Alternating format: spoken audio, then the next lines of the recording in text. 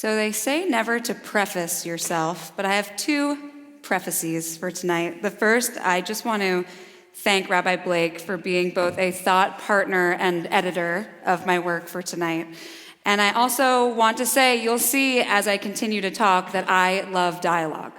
So if your ears perk up after I speak and you want to keep talking, please email me. I would love that opportunity. A couple of weeks ago, I agreed to attend a mission trip to Israel, along with 23 rabbinic colleagues. The UJA Federation of New York organized this timely excursion because of the vital role Israel plays, not only for its citizens, but also for us, for Jews living in the diaspora. The UJA has noticed the rising concern many of us have felt watching the current crisis in Israel unfold from afar, and they recognize that Israel is in need of our support. During this trip, we had the great privilege of hearing from representatives of Israel's diverse spiritual, moral, organizational, and political leadership. Their insights helped us gather and sort through the varying opinions about what is taking place in the government and how it is affecting the larger population. Tonight, I want to share my insights with you using the framework presented by Makom, an educational project of the Jewish Agency for Israel that invites us to learn about and talk about Israel by unpacking the most important, well, arguably the most important line in Hatikva, Israel's national anthem. The translation of Hatikva goes like this: as long as the Jewish spirit is yearning deep in the heart, with eyes turned toward the east, looking toward Zion, then our hope, the 2,000-year-old hope, will not be lost.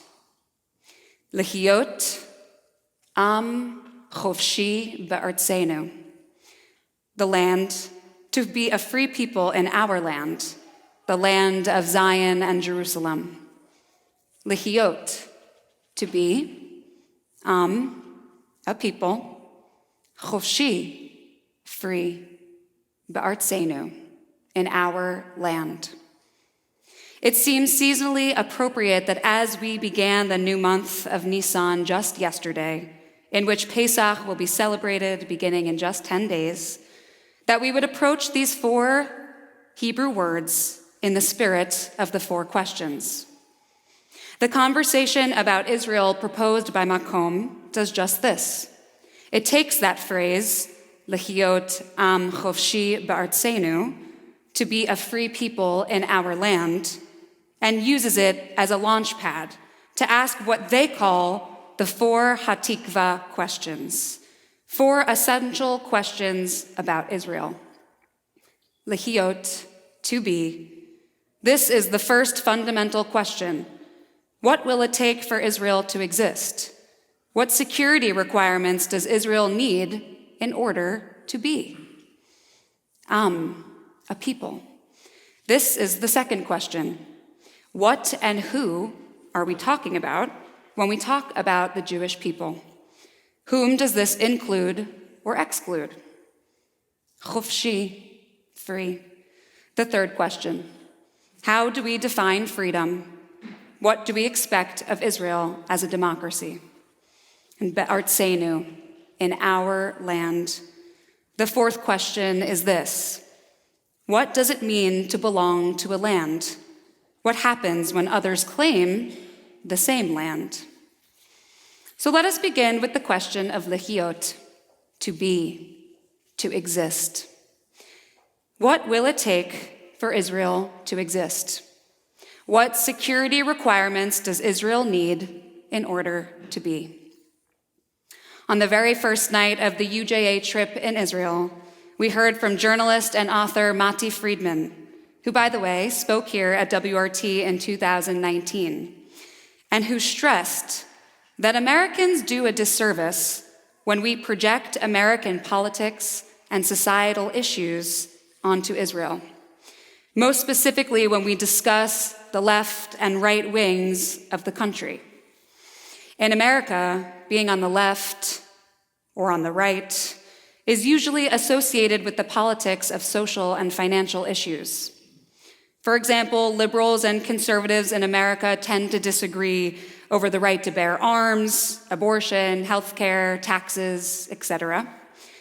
In Israel, however, being on the left or on the right is often about security issues. The fundamental disagreements between left and right in Israel are over a matter of lichiyot. What does Israel need to preserve its existence? What even defines an existential threat?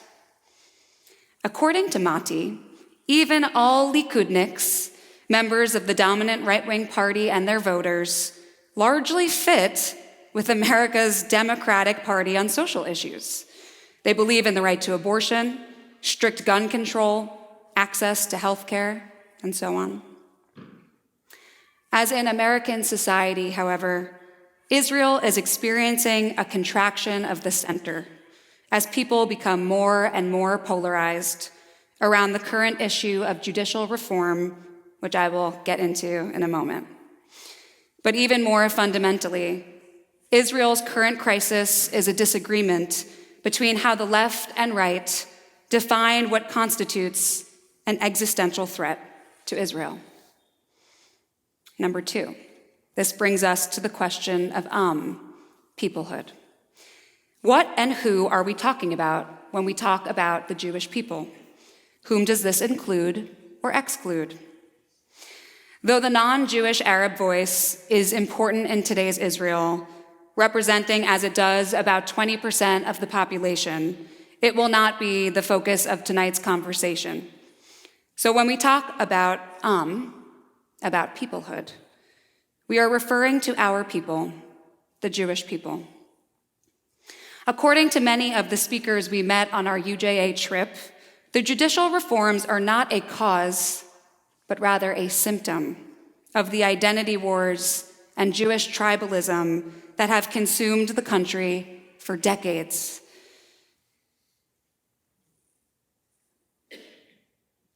The current governing coalition is made up of Haredim, that is ultra-Orthodox Jews, religious Zionists, Sephardim, and Mizrahim, Jews who hail from countries outside Central and Eastern Europe, all of whom together make up well over half of Israel's population. People on Israel's left and right both agree that the right wing is nursing raw wounds that have been festering for the past 30 to 40 years, and that many of these grievances are rooted in disparities between Israel's ethnic subgroups. Since the foundation of the state, the following incidences have led to a litany of grievances. First, the Altalena affair in 1948. The Altalena was a ship purchased by the Irgun, Israel's original right-wing underground defensive unit during the War of Independence. Though many viewed the Irgun as a Jewish terrorist group, the Irgun, unlike the Haganah, the official precursor to today's IDF, welcomed participation from Sephardi and Mizrahi Jews, whereas the Haganah was predominantly Ashkenazi. In the summer of 1948, the Haganah and the Irgun planned to join forces to form what would become the IDF. Soon thereafter, this ship, the Altalena, was sent to Israel loaded with fighters and weaponry. When the ship docked, however, the fighters were met by multiple attacks from the Haganah, so fellow Jews, in which 32 Irgun fighters were killed and 200 were arrested. To this day, many Sephardi and Mizrahi Jews in Israel carry the memory of the Altalena as a source of pain and betrayal by the Israeli establishment.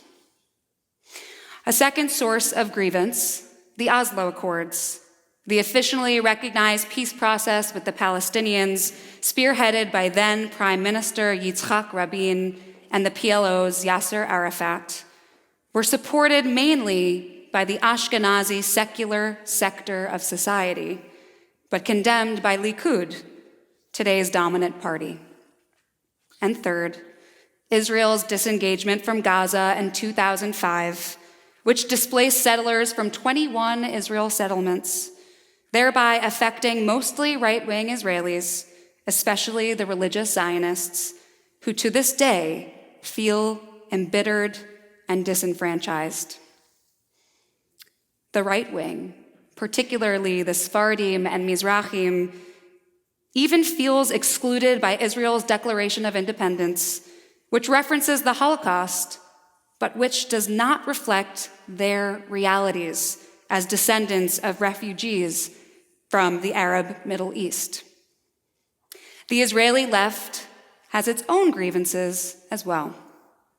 Grievances that pertain to the question of peoplehood, and who among the Jewish people is included or excluded, who is favored or disfavored.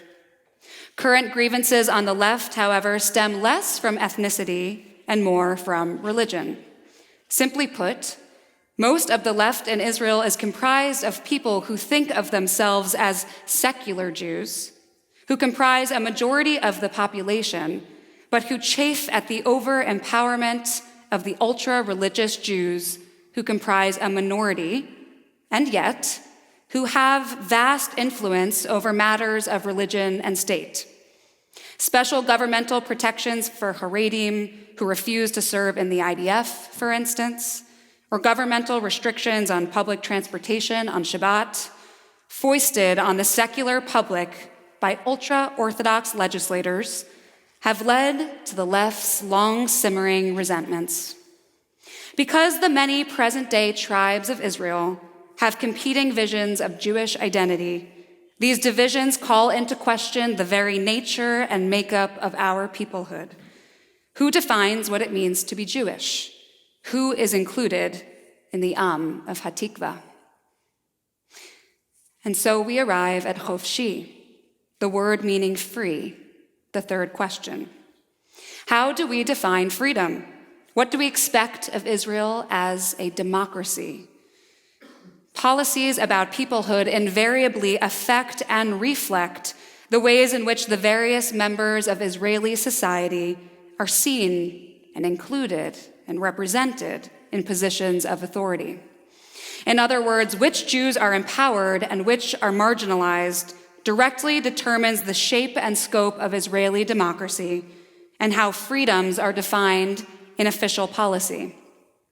For example, even the Haredim, Sephardim, and Mizrahim represent over half of Israel's population, but there is only one non-Ashkenazi judge on the Supreme Court. And by the way, no Haredi judges. In other words, Israel has a Supreme Court unelected by the public and dominated by what its critics see as an Ashkenazi liberal elite.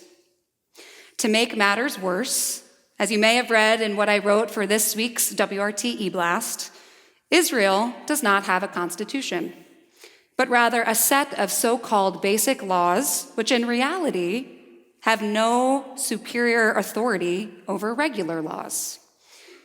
Further, judges can override laws based on justiciability, meaning their subjective opinions about whether or not a law seems reasonable without requiring any sort of precedent to justify their decisions. So in order to create proportional representation, the Likud party and its governing coalition is proposing judicial reforms that give elected officials, meaning the Knesset, Israel's legislature, the power to select judges in order to change what is currently a revolving door and to rectify what they perceive to be a history of injustices. Thus, the right wing believes that their proposed reforms fulfill Israel's democratic values, since the elected officials would be the ones to finally implement policies that genuinely represent the needs and desires of the populace. And then we get to the left wing. The left wing, however, sees things differently, to say the least.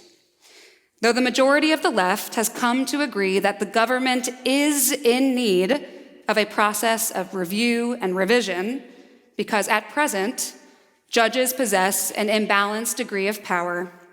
The left also recognizes that some of the proposed reforms jeopardize Israel's character as a democratic state.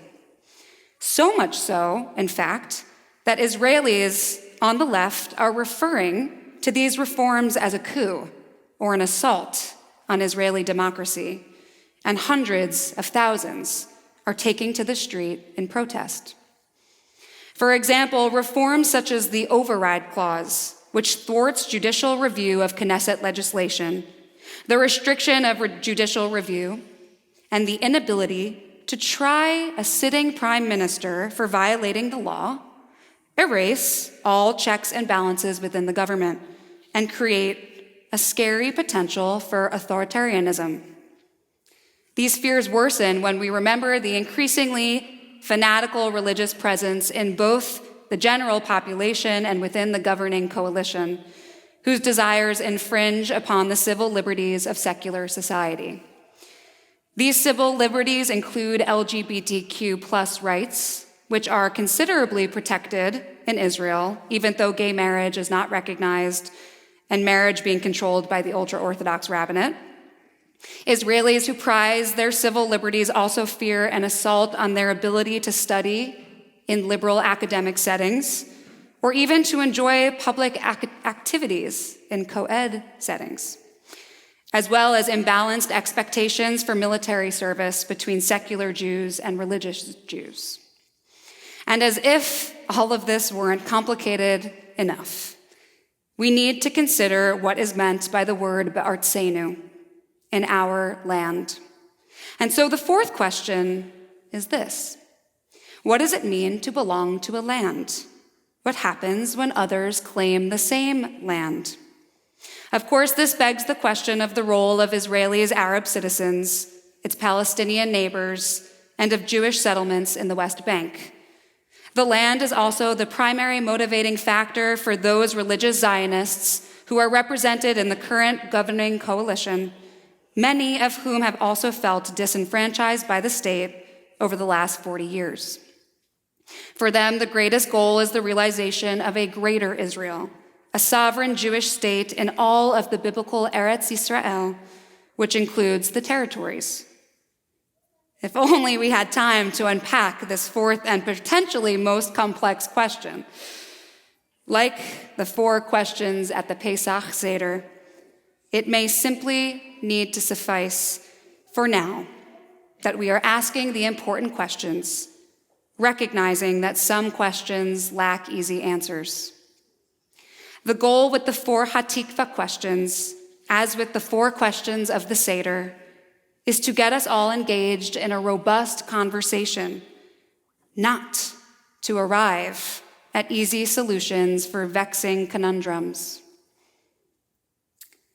As philosopher and author Micha Goodman told us on our trip, this moment is encapsulated by a single word, mishaver. In modern Hebrew, mishaver is a crisis, but in biblical Hebrew, a mishaver is a birthing stool. Hence, this moment can go in one of two ways. It could be a moment of destruction and dissolution, or it could be what he calls a constitutional moment, one in which Israelis pull together to, quote, change the rules of the game, to reimagine the structure of government in such a way that gives birth to a true constitution, one that Israel's founders envisioned from the start. Goodman argues that the perception of a country filled with people hating one another is actually an optical illusion, a surface reality that masks a deeper truth. In truth, what all these different Israelis want is actually similar: a government that operates for the benefit of its citizens, that creates a society that promotes acceptance of themselves, of their interests, of their tribes, within the broader Israeli public. In short, l'chiyot am chofshi ba'artseinu, to be a people free in our land. Already, citizens, thinkers, and politicians alike have entered into dialogue over the judicial reform, over the future of Israel engaging rather than disengaging. We spoke with Ella Ringel, who founded an organization called the Fourth Quarter, devoted to creating constructive discourse across identity lines, to increase civic engagement and to elevate the voice of the center. We spoke with members of CoLab, a program established in 2015 by the UJA Federation of New York, which selects cohorts of Israeli fellows of different backgrounds to come together and explore their identities and deepen their relationships so that their differences become a source of dialogue rather than an obstacle. Hundreds of thousands of Israelis, as I said, have taken to the streets, secular, Orthodox, Ashkenazim, Sephardim, young and old, gay and straight, all holding Israeli flags, singing Hatikva, the hope. Many of the speakers we heard referenced the Talmud's most famous line about dispute within the Jewish tradition. Elu ve'elu divrei Elohim chachayim hen. A divine voice emerged and said, both these and those can be the words of the living God. From our seats in America, we so often want to shout at Israel what we think are the right answers. But if I learned anything on this trip, it's that sometimes we need to listen. We need to check our own assumptions. We need to remember Elu ve'elu. Both these and those can hold measures of truth. So what can we do, you might ask? We can lean into our love of Israel, as the Mishaver, the birthing stool, would suggest, a labor of love, whether or not we admire the government. We can learn from Israelis by leaning into the dialogue, not to prove a point or to preach what we think is right, but with the curiosity to learn what it truly means, L'chiyot am chofshi ba'artzeinu, to be a Jewish people devoted to the ideals of democracy, a democracy that serves us all, and a homeland that through it all is ours. And if we can do that, well then, there's hope.